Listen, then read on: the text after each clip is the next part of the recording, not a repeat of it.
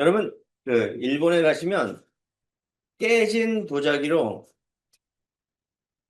그, 갈라지고 깨진 도자기로, 새로운 작품을 만드는 그러한 도자기가 있습니다. 여러분, 도자기 깨어지면 버리잖아요. 그죠? 뭐, 흠이 나가거나 조금만 이렇게 상처 입어도 쉽게 버립니다. 저도 손이 다칠까봐 조금만 깨져도 그냥 버려요. 근데 이 도자기의 금이 간 부분을 다시 때웁니다. 금으로 때워요. 또 옷으로 때우기도 하고 접착해서 새로운 작품을 만듭니다. 여러분 바닷가에 가보시면 이렇게 종이 아름답게 빛나는 것이 있어요. 모래 사이로 가서 이렇게 보면 뭐 알록달록 형형색색 색색 이렇게 다양한 모양의 유리 조각이 있어요. 물론 이제 병이 깨져서 그렇게 되었겠지만 돌이 그렇게 만들어지는 경우도 있고 그래서 그걸 모아서 그 유리잔에서 이렇게 하나씩 붙여 나가면 아름다운 작품이 됩니다. 그런 거 보셨죠? 요즘 그런 것도 많이 나오고 그럽니다. 근데 일본의 전통 도기 중에서 이렇게 깨진 부분을 예쁜 그 도자기 있잖아요. 그죠? 비싸고 예쁜 도자기가 버리기는 아깝잖아요. 우리가 쉽게 버리지만 그래서 이거를 잘 예쁘게 다듬어서 타포로 잘 다듬어서 하나씩 하나씩 붙이면 아주 아름다운 도기가 된답니다. 이런 작품 공예가 있어요. 이것을 킨츠키라고 부릅니다. 킨츠키. 이런 전통 문화가 있습니다. 킨츠키. 자, 깨진 자리를 숨기지 않습니다. 숨기지 않, 그대로 보여지게 합니다. 오히려 금으로 메웠기 때문에 더 아름다운 작품이 되어지죠. 여러분 상처 있죠, 상처. 마음으로 입는 상처도 있고, 또, 이렇게 몸에 상처 있는 분들도 있으실 거예요. 이 상처가 부끄러움이 아니라 이 작품을 보면 이 깨진 부분이 부끄러움이 아니라 작품의 일부가 되어서 큰 그림을 그린다는 것이에요. 우리 인생도 마찬가지입니다. 우리 인생도 그 하나하나 깨어진 자리, 실패한 자리, 눈물의 자리를 통해서 큰 그림을 그립니다. 하나님은 그 실패의 자리, 눈물의 자리, 깨어진 자리를 사용하신다는 것입니다. 그죠? 실패 없는 사람이 없고 또 연약한 부분 없는 사람이 없습니다. 그 실패가 사명이 되기도 하고 그리고 눈물이 위로의 통로가 되기도 합니다. 또 상처가 다른 사람을 살리는 간증이 될 때도 많이 있습니다. 우리 TV에 보시면 유튜브에 많은 간증이 올라와 있는데 그분들 간증에 상처가 없는 간증이 없어요. 뭐 부모를 잃고 홀로 자란 분도 있고 또 세상 것에 찌들어 살다가 주님 만나서 회심하는 분들도 있으시고 또 너무나 가난하고 찢어지게 그렇게 살아가시는 분도 있으셨고 또 사업에 실패하다가 다시 주님을 만나신 분들도 여러 있었습니다. 그 실패와 또 아픔, 그 상처의 간증을 통해서 다른 사람들을 위로하는 그런 삶을 우리가 보게 됩니다. 오늘 본문은 요셉의 상처예요. 누구의 상처입니까? 바로 요셉의 상처입니다. 요셉의 상처는 가족들을 살리는 귀한 통로가 됩니다. 여러분, 하나님은 우리의 상처도 버려두지 않습니다. 그 상처를 통해서 누군가를 살리십니다. 오늘 본문은 형들에게 버림받았습니다. 그래서 노예로 팔려왔죠. 억울하게 감옥 생활까지 했습니다. 그리고 요셉이 분명 자기를 팔아 넘긴, 자기를 억울하게 만든 그 형들 앞에 섰어요. 자, 여러분, 이제 복수할 기회가 아주 충분하죠. 이집트의 총리가 되었고, 나에게는 칼자루가 있습니다. 자, 이제 복수해야 되겠습니까? 용서해야 되겠습니까? 자, 내가 가진 거 다 가지고 있어. 그죠? 나에게 상처 준 사람, 가난 때문에 여기까지 왔어. 복수해야죠. 알게 해야죠. 그죠? 철저히 깨닫게 해야 되잖아요. 그죠?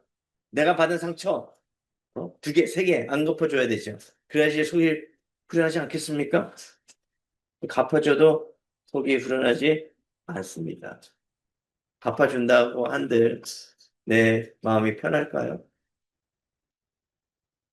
자, 버림받고 노예로 팔리고 억울하게 감옥 생활까지 했는데 요셉은 형들에게 자신의 정체를 밝힙니다. 그리고 하나님의 섭리 안에서 자신을 애굽으로 보내셨고 그리고 먼저 보내셨다고 형들을 위로합니다. 놀랍죠? 놀랍습니다. 5절입니다. 당신들이 나를 이곳에 팔았다고 해서 근심하지 마소서. 한탄하지 마소서. 여러분 이렇게 할 수 있을까요? 나를 팔았는데 이렇게 할 수 있을까요? 절대 이렇게 할 수 없을 거예요. 여러분 내 가족을 어렵게 만들었는데 여러분 용서할 수 있을까요? 2006년 10월에 있었던 일인데요. 평화롭던 아미시 마을 학교에 한 괴한이 침입했습니다. 총기를 들고 난입했죠. 그리고 총기를 가지고 빵빵빵빵 난사했습니다. 그래서 소녀 5명이 그 자리에서 사망하고 그 사람은 스스로 목숨을 끊었죠. 여러분 잘 기억하실 거예요. 그런데 자식을 잃은 부모들은 어떻게 했습니까? 곧장 범인의 집으로 찾아갔어요. 어떻게 하려고 찾아갔습니까? 복수하려고 찾아갔습니까? 복수가 아니라 두려움에 떨고 있을 범인의 아내와 그리고 아이들이 염려되었기 때문이었습니다. 그들은 이렇게 말했습니다. 우리는 당신들을 원망하지 않습니다. 당신들 역시 우리처럼 소중한 가족을 잃은 피해자일 뿐입니다. 라고 위로해 줬다는 것입니다.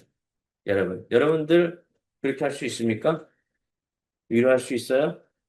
상처받은 그 사람을 용서할 수 있습니까? 용서가 쉽지 않을 거예요.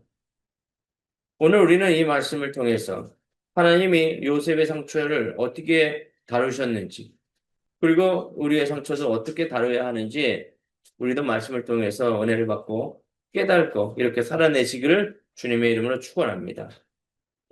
자, 하나님은 첫 번째 상처를 큰 구원을 이루는 도구로 사용하십니다. 따라해 보시기 바랍니다. 큰 구원을 이루는 도구로 사용하십니다. 여러분, 상처받았다고 그 상처로 인해서 넘어지지 마시기 바랍니다. 하나님은 이 요셉을 통해서 그 상처를 통해서 큰 구원을 이루셨습니다. 자, 5절입니다. 하나님이 생명을 구원하시려고 나를 당신들보다 먼저 보내셨나이다. 할렐루야. 하나님이 생명을 구원하시려고 이 요셉을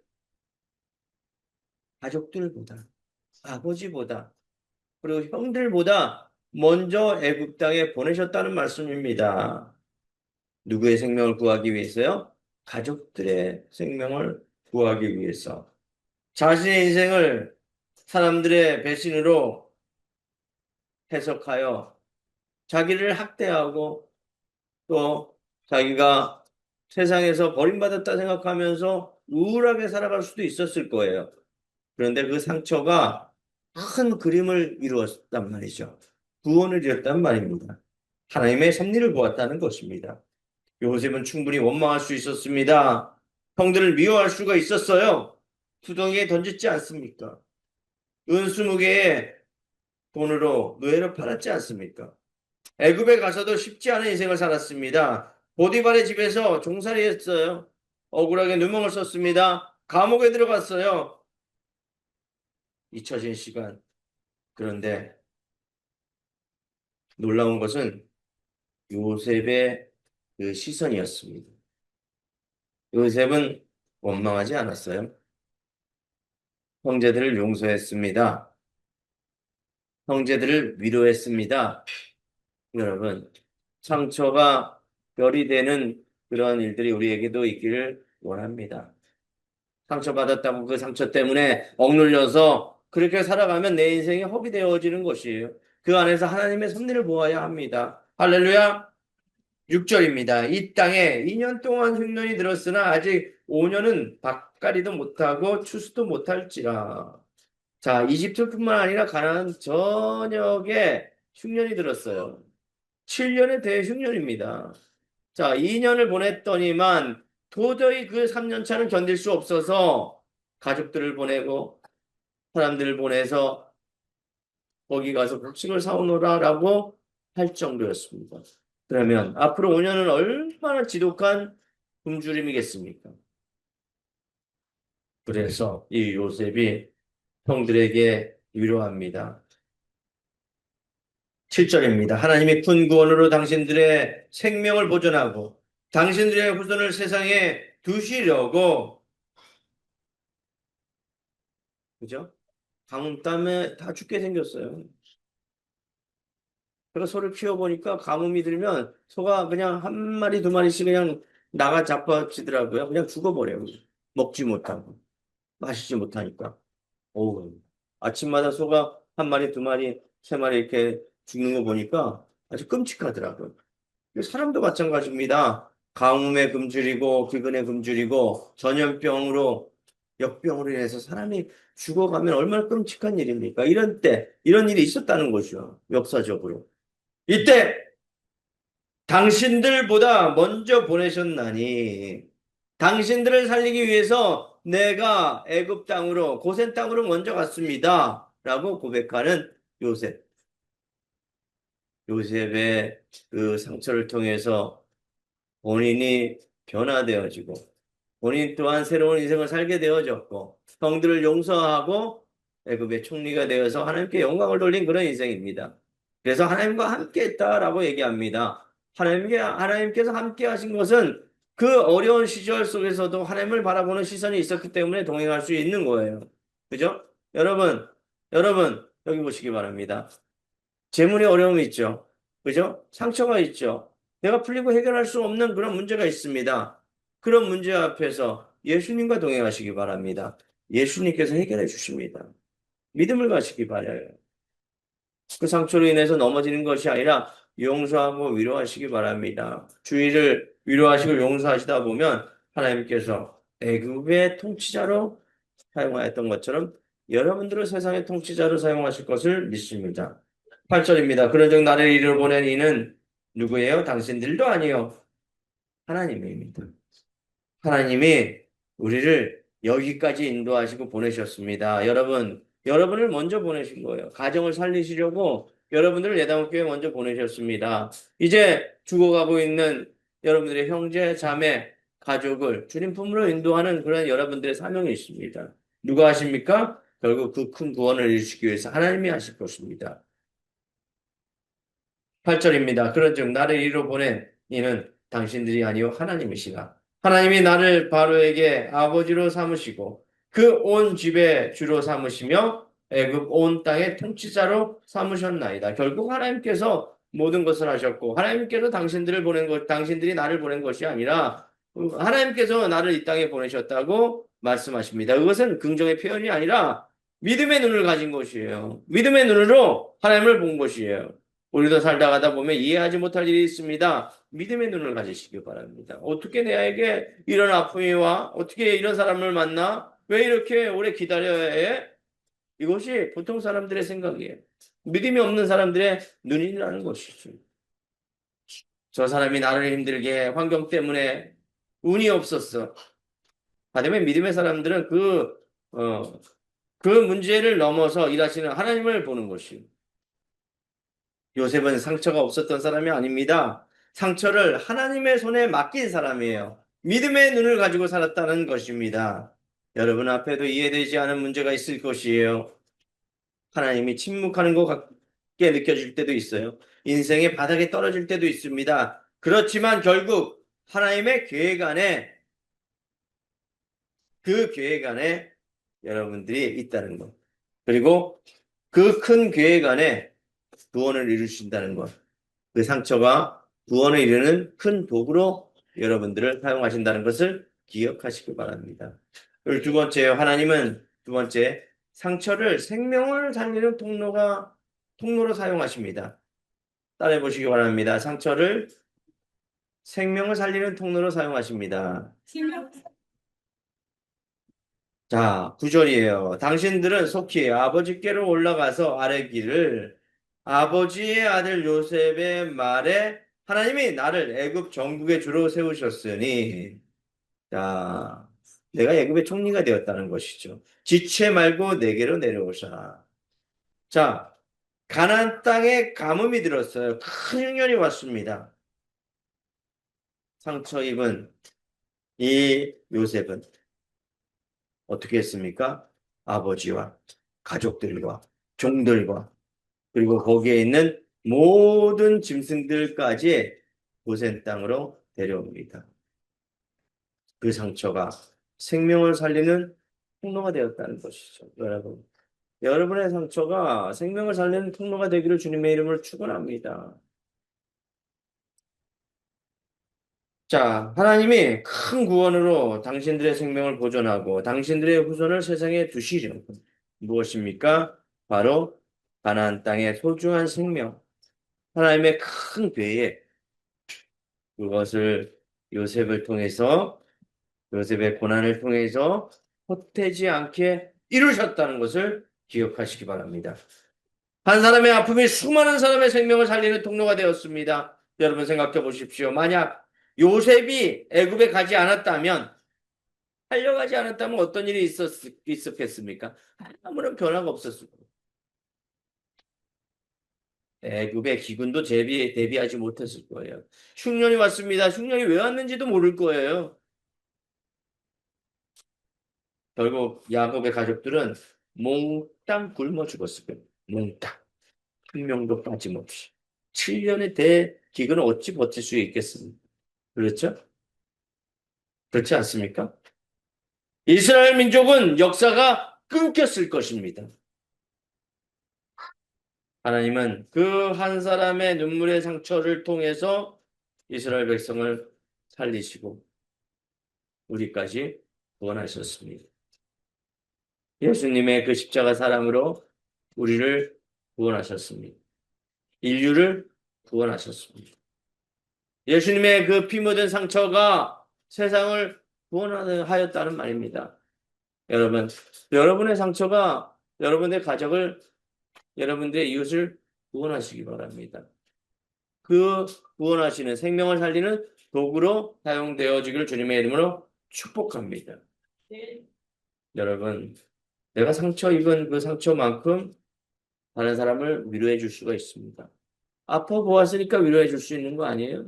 다리가 부러졌어요. 나도 다리가 부러졌는데 엄청 아프더라. 아주 그냥 걷지도 못하겠더라. 그렇지만 조금만 이겨내봐. 조금 있으면은 괜찮아져. 내가 마음의 상처를 입었어요. 그 상처를 치료하고 이해할 수 있는 분은 상처 입은 사람이 알 수가 있어요. 이거 참 견디기 힘들더라. 내가 그 상처 때문에 내 병이 왔어.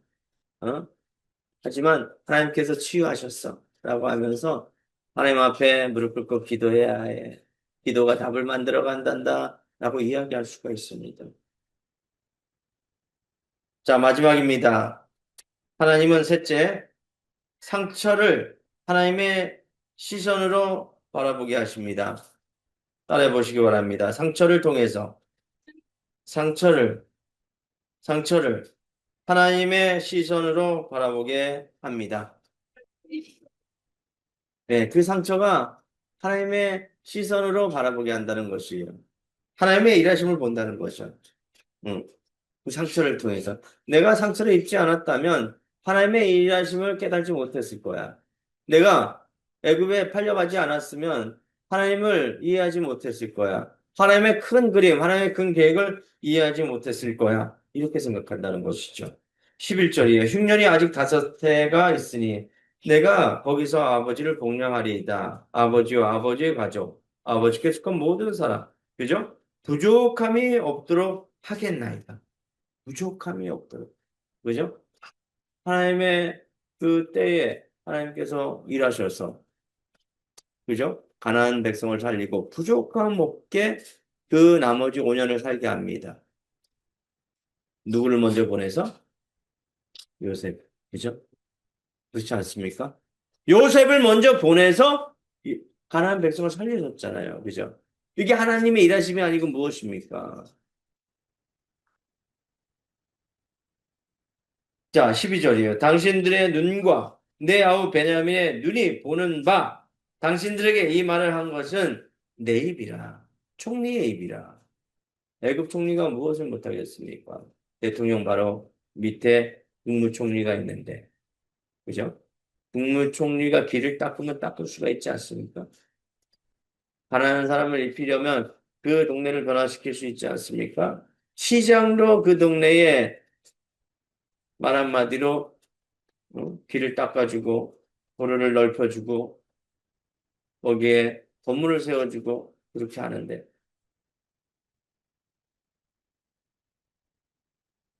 13절, 14절, 15절 보시겠습니다.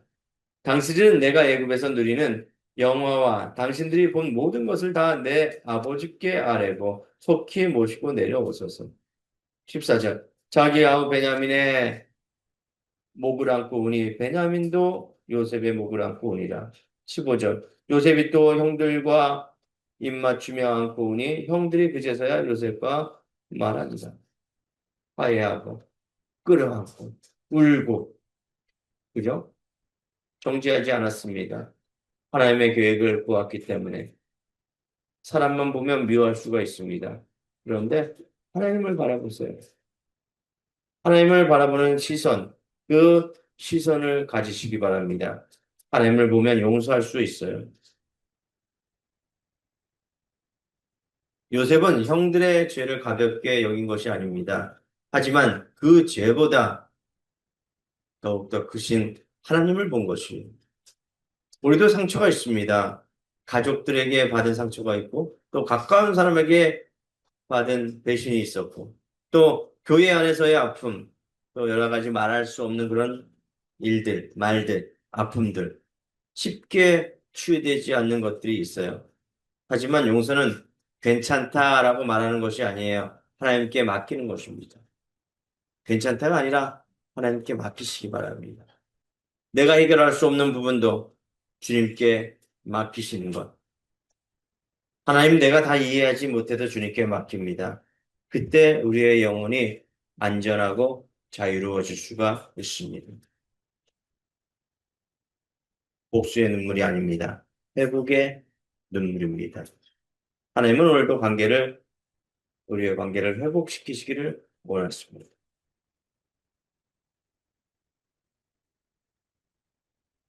여러분, 나치 수용소에 있었던 일입니다. 코리템 붐의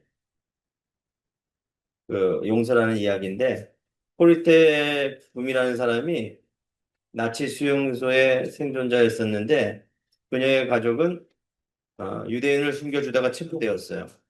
언니는 수용소에서 죽었고, 전쟁 후에 어느 날 그 수용소의 간수가 그녀 앞에 와서 용서를 구했습니다. 코리테 붐은 손을 내밀 수가 없었다고 합니다. 몸이 굳어져 버렸습니다.